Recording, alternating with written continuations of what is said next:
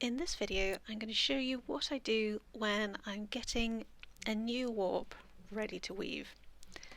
Firstly, I take a piece of card, usually one of the pieces left over from making tablets, and I place that in the shed.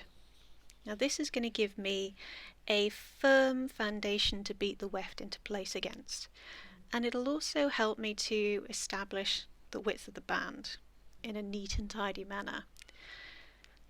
So first thing I do is to pass the shuttle through the shed, and I'm leaving a tail of weft sticking out of the side. And then I turn the tablets.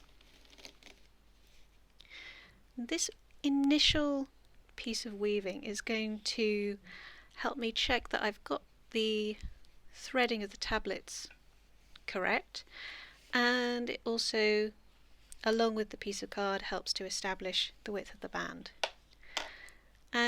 After you've finished checking the threading, you can strip out the weft and unweave this section and get started on your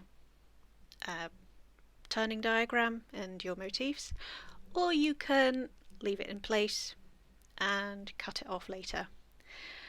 Now, as well as passing the shuttle through the shed, I've also passed that weft tail through the shed in the opposite direction. Then I turn the tablets again. I usually weave this header piece with either 4 or 8 picks, and it should look the same as 1 or 2 repetitions of the threading diagram. Now I'm pulling from either side, I'm pulling that weft in, and that disappears the loops that we had on either side. And I'll pass the shuttle back through, and I'll pass the weft loop, well, the weft tail back through in the opposite direction. And this is our third pick. And I like to make sure that it's a multiple of 4 picks that I do this for, because that's going to leave the tablets in the right position to start my turning diagram when it's time. And again, I'm pulling those weft loops until they're nice and snug up against the band, pass the shuttle through, pass the weft tail back through. Okay, and this will be our 4th pick. And at this point, every thread in each tablet has had a chance to appear on the surface of the band, and that means that if this initial little piece looks the same as the threading diagram, that means that every thread is where it needs to be, and all of my threading directions of my tablets are correct as well.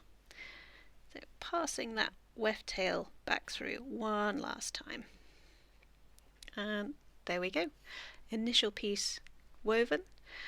And if I don't fancy having these attached to the end of my band, I could, as I said earlier, unweave it, pull all the weft out, or I could take out the piece of card, place it in the shed as before, and then start weaving my band from this point onwards.